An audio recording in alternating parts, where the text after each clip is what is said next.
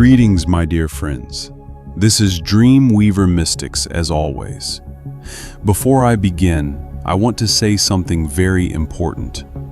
Everything you are about to hear is only my thoughts and guesses. I do not claim to be an expert on Hinduism. I do not claim to understand Shiva better than his devotees. I am simply looking at this ancient god, at his images, at his symbols, and I see something that touches every one of us. Today I want to talk about a god who is often misunderstood, a god who is feared, a god who is called the Destroyer. I am talking about Shiva. Who is Shiva? In the Hindu pantheon, he is part of the Great Trinity: Brahma the creator, Vishnu the preserver, and Shiva the destroyer. At first glance, the destroyer brings death, chaos, and end. But in Hinduism, destruction is not mere annihilation. It is a necessary condition for new creation. The old must die so that the new can be born. Leaves must fall so that new leaves can grow in spring. Old cells must die so the body can renew itself. The universe expands and then, perhaps, contracts, only to be reborn in a new Big Bang. Shiva is not an evil god.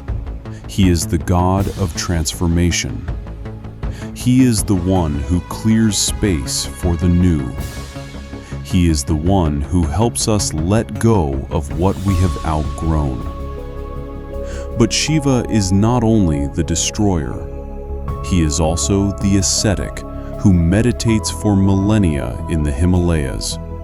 He is the yogi who has achieved supreme enlightenment. He is the patron of meditation and practices of self-awareness. And he is also Nataraja, the Lord of Dance, whose cosmic dance creates and destroys universes. How can one God contain so many contradictions? The answer, I think, is that Shiva is a symbol of life itself. Because life is both creation and destruction, both dance and meditation, both anger and peace. And today, I want to look at Shiva not as a distant god from ancient myths. I want to look at him as an archetype, as a force that lives within each of us. Let us start with the most famous image, with Nataraja, Shiva dancing the cosmic dance. He is depicted inside a ring of fire. He has 4 arms. In one hand, a drum that beats the rhythm of creation. In another, a tongue of flame, the symbol of destruction. The third hand is raised in a gesture that dispels fear. The fourth points to his raised foot, a symbol of liberation from the cycle of rebirth. His left leg is raised, that is liberation. His right leg tramples a demon, the symbol of ignorance that must be conquered. The entire image is a dance that never stops, a dance in which creation and destruction are not 2 different acts, but the same process. Where do we see this dance in our lives? Everywhere. Your body is a dance of cells. Every second, millions of cells die and millions are born anew. You are not who you were a year ago. You are not who you were yesterday. You are a dance. You are Shiva. Your thoughts are a dance. They come and go. They are born and die. You cannot stop them. You can only observe. And in that observation lies meditation. You are the dancer. You are the dance. Nature is a dance. The seasons change, day follows night, life follows death, and it is all one dance, one cosmic rhythm. Shiva dances, and we dance with him. But Shiva is not only dance. Shiva is the ascetic. He sits on a tiger skin in the Himalayas, covered in ash, holding prayer beads in his hands. His body is not that of an ascetic, but he has renounced everything. He meditates. He looks inward. This image tells us that there is a time for dance and a time for silence, a time for action and a time for contemplation, a time for the world and a time to withdraw into oneself. In our lives, too, there are such moments. When we grow tired of the noise, when we turn off our phones, when we sit in silence and just breathe, that is the moment of Shiva, the ascetic, within us. But Shiva is also a husband. His wife is Parvati, the goddess of love and devotion. They have children. Ganesha, the elephant-headed god of wisdom, and Kartikeya, the god of war. Shiva is not a hermit who rejects the world. He is both hermit and husband, both father and ascetic. He is both solitude and love, both silence and voice. In our lives, we also combine the incompatible. We can be loners and still love. We can be strong and yet gentle. We can destroy the old and yet create the new. And here is another image. Shiva is the lingam. I will not go into details, but the lingam is a symbol of creative power, the source of all existence. It is a reminder that destruction is inseparable from creation, that after every death comes birth, that an end is always a new beginning. Now let us talk about what Shiva symbolizes in our daily lives. In a life where there are no gods and myths, but there are problems, fears, losses, hopes, Shiva is the ability to let go. He destroys what has served its purpose. He demolishes old buildings to make way for new ones. In our lives, this is the ability to part with people who are no longer with us, with habits that destroy us, with beliefs that have become outdated. We cling to the old, to unnecessary things, to past grievances, to people who have left. Shiva says, let go, destroy, make space for the new. Shiva is the ability to dance to the music of chaos. In life, things constantly go wrong. Pandemics, crises, losses, surprises.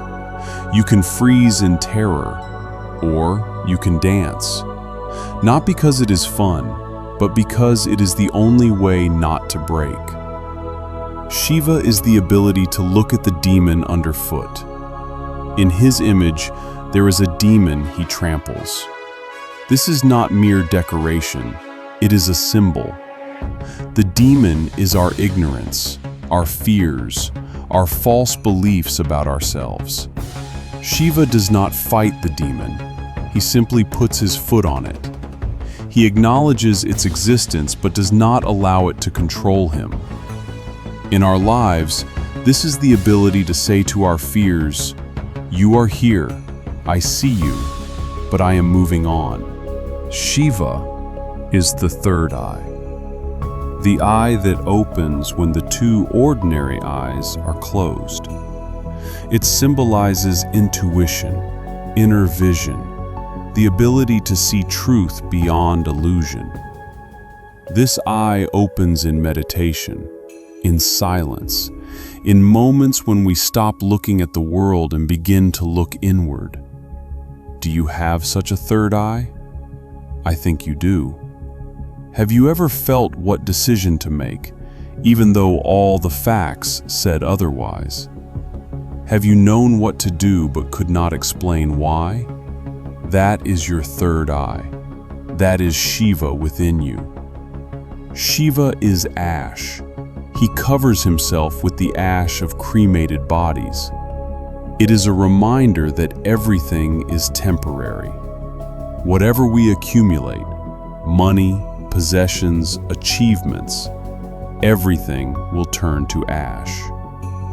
But ash is not an end. It is fertilizer for new life. In our lives, ash is experience, losses that make us stronger, mistakes that teach us, pain that turns into wisdom. Shiva is the Ganges, the river that flows from his hair. He caught the descending Ganges in his hair so that its force would not destroy the earth. He softened the impact. He received the celestial power and made it accessible to humanity. In our lives, this is our ability to receive the blows of fate and soften them, to accept strong emotions and not be destroyed, to turn chaos into order. Shiva is the crescent moon in his hair. The moon symbolizes time, cycles, death, and rebirth. But Shiva wears it as an ornament. He is not afraid of time. He controls it. He watches the phases change, but he himself remains unchanged. In our lives, this is accepting that everything changes, that we age, that people leave, that seasons change. We cannot stop it, but we can wear it as an ornament, accept it, and move on. Shiva is the snake around his neck. The snake is a symbol of death and rebirth, of Kundalini energy that sleeps at the base of the spine. When it awakens, it rises to the crown of the head, granting enlightenment. In our lives, the snake is our instincts, our energy, our passions. Shiva does not kill the snake. He wears it around his neck. He has tamed it. He uses its power but does not submit to it. We too can tame our passions, not suppress them but use them, not fear our energy but direct it. Shiva is the trident, the Trisula. The three prongs symbolize the three gunas, the qualities of nature: sattva, purity; rajas, activity; and tamas, inertia. Or the three times: past, present, future. The trident is an instrument for destroying illusions. It cuts through ignorance.